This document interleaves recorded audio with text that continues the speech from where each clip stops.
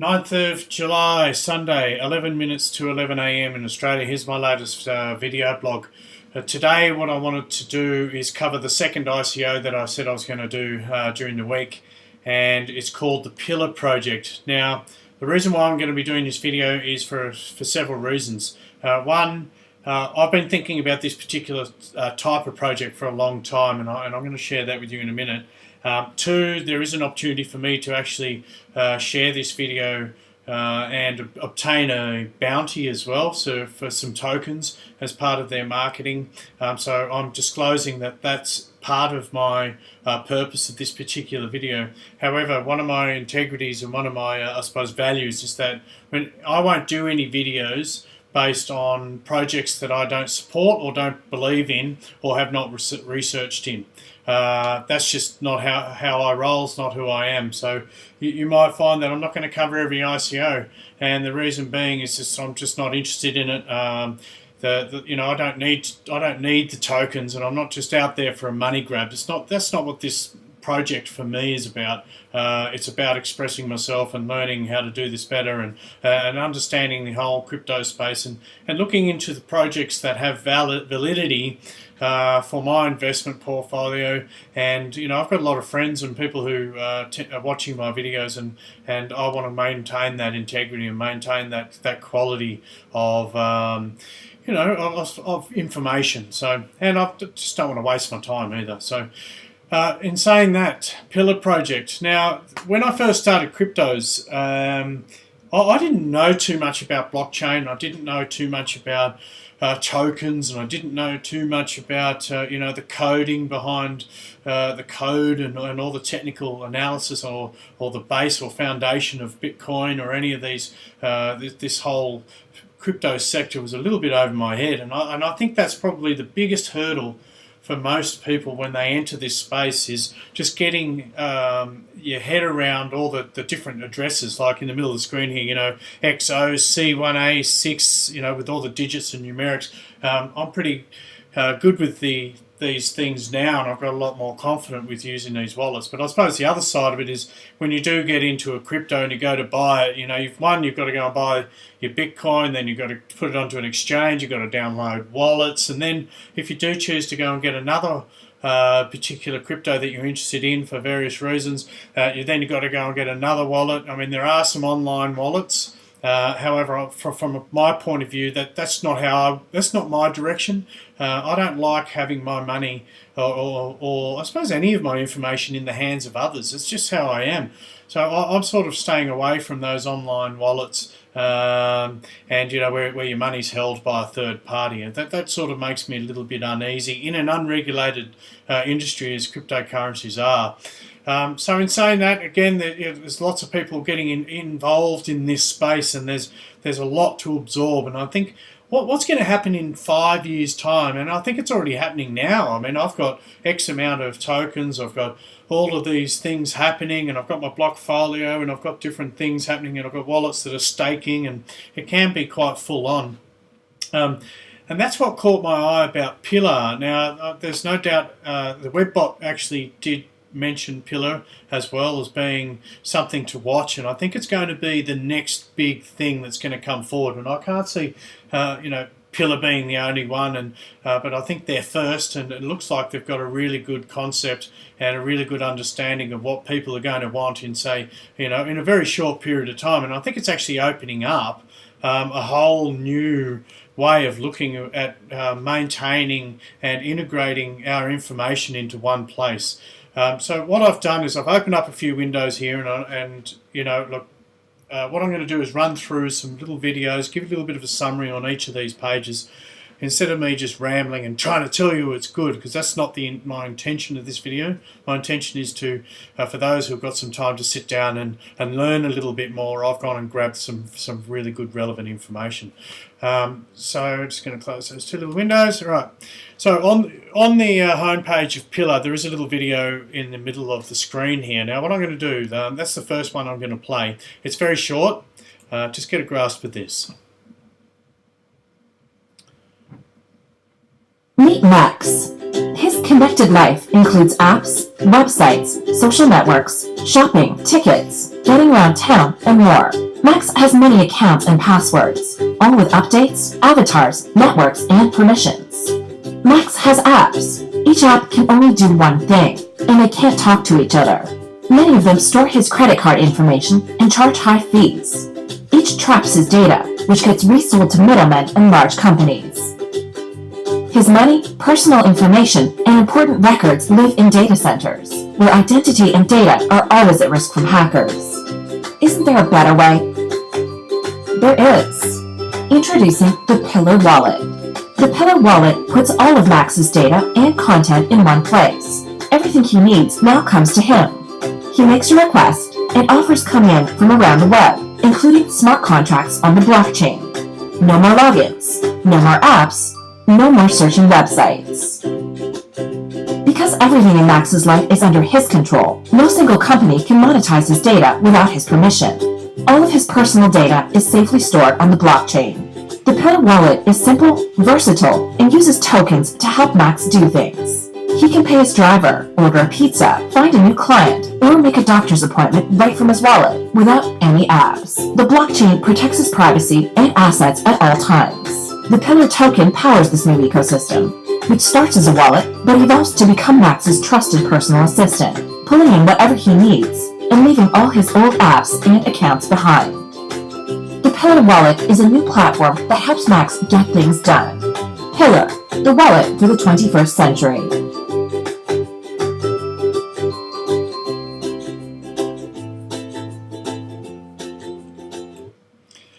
So, the premise of this, and what I like about this, is at the moment we've got Google and we've got, on the internet it's not that private. This is why I like blockchain as a whole. I think there's an unlimited potential for being able to maintain the integrity of your own information. And that's what decentralizing a lot of these components are. And we've got to move away from looking at it as everything as being a currency as well. Like cryptocurrency as a term is pretty much starting to become obsolete. It should be called a crypto asset or a blockchain asset, and that's how I look at the Pillar wallet. Sure, they're using the term wallet, but what they're talking about is a centralized space for all your information and decentralizing it so you can be in control and maintain your information as you deem fit. So what I like about it, it's going to be actually be able to bring in all the elements of your life, and it's also, I think it's going to put a lot of pressure on a lot of some of the big companies like Microsoft and Apple and things like that, and I can see a little bit of a very interesting time in the future, sort of like another element of the war on information, because the big commercial companies love having access to our data and being able to apply cookies and tracking every single keystroke, so they can then pop up ads and and sell you different aspects of the capitalist society we live in. But I think Pillar is going to be able to give some people some privacy that we probably didn't have before. And I think the other main thing that I'm looking at, and I think that's what Pillar is going to be doing, and if I'm wrong then I will correct it at a different stage, is being able to bring in and bridge a lot of these other currencies and cryptos and tokens into one place. But I'm not 100% sure on that, and I'm going to have to confirm on that. But in regards to all your other information, it's going to bring it into one particular browser. And I have got a little video that I'm going to share with you shortly, just gives you a little bit of a perspective on what it looks like. So yeah, look, you can go down the page. I mean, I'm not going to read out every little bit of information on the website. You can do that at pillarproject.io. Now, the pre-sale is going to, it could be already on actually, but the actual token sale starts on July 15th. And and I will be getting involved in that particular project, and I'm pretty excited about it. And I think what's going to happen, we're going to see some other wallets come on board as well, and really bring this whole crypto space together, and it's power of information in our hands, and that's what I really like about this whole concept. And I think it's going to evolve, and the Pillar project looks like they've got a great team, and they're going to be the first to really get into this exciting element of the crypto space. So sometimes people always talk about the tokens and how many there are on. I thought, well, look, I've got to show some due diligence and go and have a look. There's going to be 800 million tokens issued. There's 560, which is 70% will be available for the sale. About 80 million is for funding. There's a funding cap of about 560 million. The sale ends when 560 million tokens are sold or the block limit is reached, whatever comes first. So there's a bit of an allocation down here. You've got 16 million will be sold in the pre-sale and other elements. Again, you can see this information. It's all very transparent. It's on their website. This happens to be on the pillarproject.io /purchase. So if you're interested in that data when you're making investment decisions, definitely go and have a look, read up on the information, because that's what we do when you're making wise decisions with your money. You need to get as much information as possible, and that's there for you as well. And I'm going to move my head over here. Now I just got this. I'm not going to play this whole video. It goes for 8 minutes 48.